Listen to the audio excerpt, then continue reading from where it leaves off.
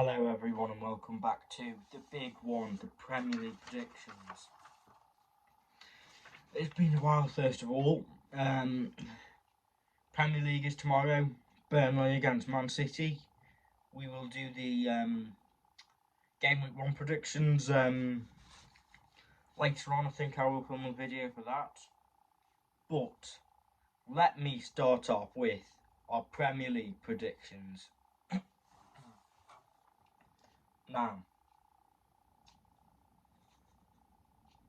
let's work our way from 20th to first place. In 20th, I'm sorry, Luton Town. I've got you there.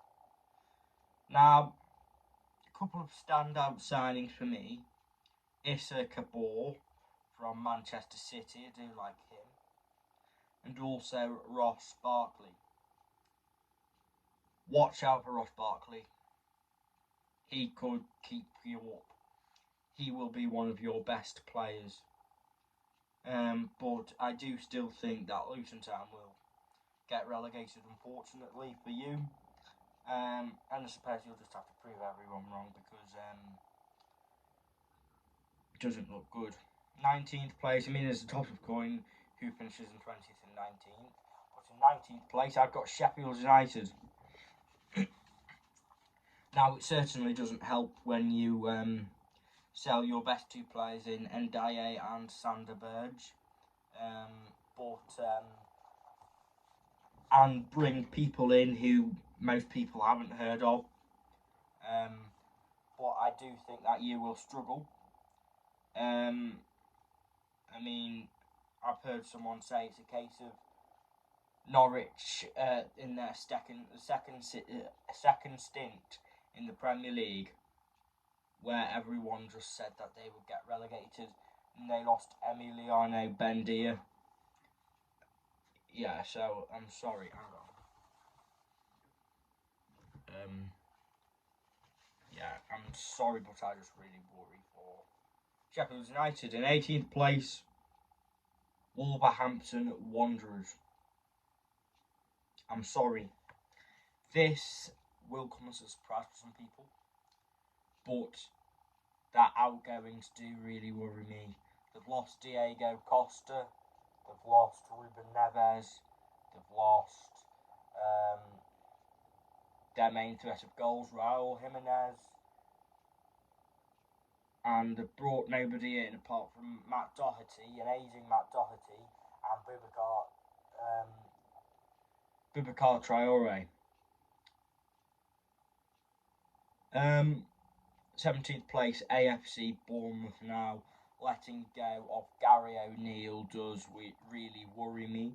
Obviously, he has just been appointed by Wolverhampton Wanderers, who I have in 18th. I've never heard of this Raiola. Apparently, he's a project manager, but I do think that this season will be about laying foundations. I do like Justin Kluivert, so watch out for him. In 16th place, Everton. Now, from an Everton perspective, I do think we will be in a bit of a battle. A bit of a relegation battle. But our home form will keep us up. We have signed Ashley Young and are now Danjuma, and it looks like we might be signing Committee because I've just had a notification on my phone from Fabrizio Romano about Youssef Committee. I haven't looked into it that much, but might be here we go. You never know. I will have a look at this in a minute. But in 16th I have Everton Football Club. 15th place Fulham. Now they've lost what it looks like. The big talking point is Mitrovic. It looks like they're going to lose Mitrovic. If they lose Mitrovic, then they've lost their main source of goals. I do think Raul Jimenez will come up with a few. They still have got goals in them, but yeah, I think Fulham will have a bit of a drop off. 14th Crystal Palace. I mean, there's been rumours about Michael Olise and Michael Olise going, They've also let go of Zaha. I do think they will have a bit of a drop off in 14th place.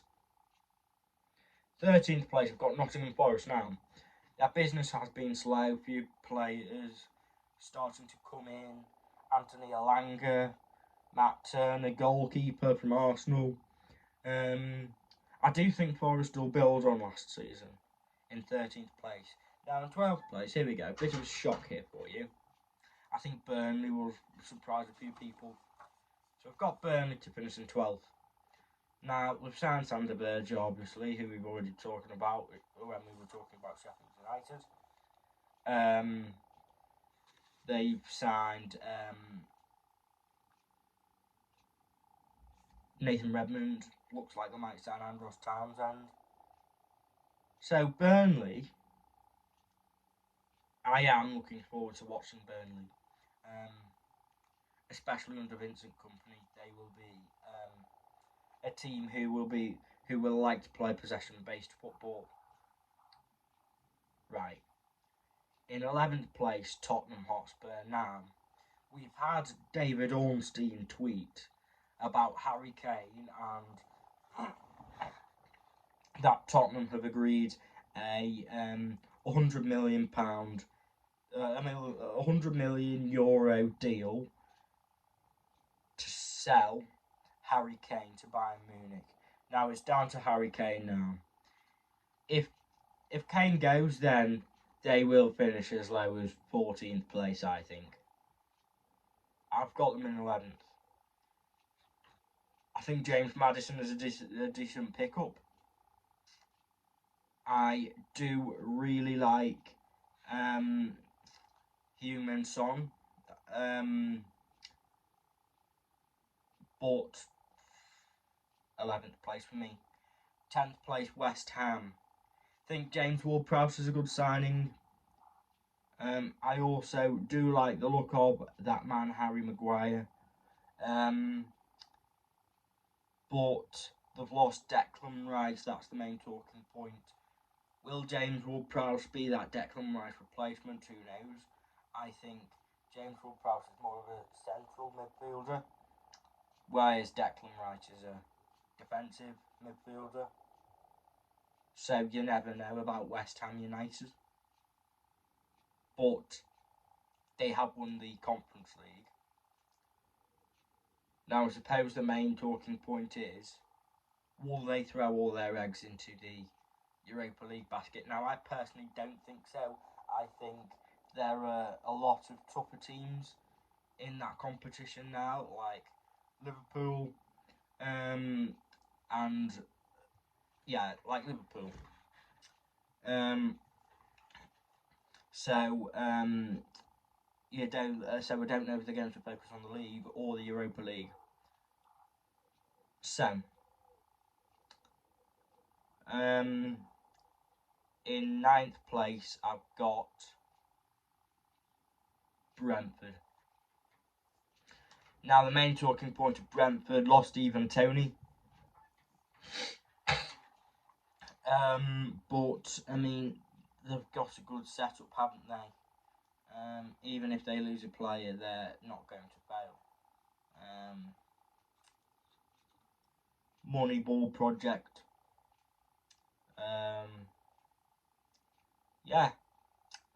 9th place Brentford. In 8th place, bit of a drop off for Aston Villa, but as I say, Aston Villa will throw all their eggs into the Conference League basket. And I do think that they will actually win it. They have signed Moussa Diaby. They also have signed Yuri Tielemans, and they have signed. God, I forgot the other fella who they've signed. God, just me, or has my mind gone blank? Who have Aston Villa signed? Diaby, Tielemans. Who else? God. I will eventually remember. Anyway, in 7th place, Brighton and Hove Albion. Now, they've let go of Alexis McAllister to Liverpool, but their recruitment, you can't go wrong with it. Mo Dahoud. They also have a few other players like I'm trying to think. James Milner, João Pedro. I do think João Pedro will be a really good player. So I do think Brighton 7th. In 6th place, I've got Chelsea. Now Chelsea, the one negative thing I'll say about Chelsea is, if things start falling apart, they have no leadership, they have no experience. So I do worry about Chelsea. They have signed that man Nicholas Jackson. They have signed the Brazilian kid. But apart from they have let go of loads of players as well. Kovacic, Mount, Kai Havertz, you mentioned, Aubameyang. Yeah, I do think Chelsea will finish 6th, but their only leadership, their only old player in that team is that man Thiago Silva. In 5th place, I've got Liverpool. Now, Liverpool, they've signed Alexis McAllister and Dominic Szoboszlai. Now, I do think them two signings are good signings, but their defence worries me a bit. Their defence worries me a bit because I think they will concede a few goals. Also, their midfield, they've lost. I think they've lost Thiago, haven't they? They've lost James Milner, Jordan Henderson. They've lost Thiago. A few players off the Saudi. But yeah, obviously, I mean, and the building off Fabio Carvalho on loan to Union Berlin just to bring in two players who play in the exact same Fabio Carvalho position in Alexis McAllister and Dominic Szoboszlai makes no sense to me. 4th place, Manchester United. I mean, they've signed Andre Onana. They have signed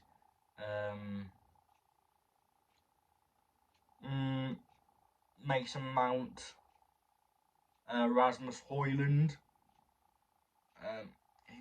who is carrying a bit of an injury at the moment, apparently Rasmus Højlund is.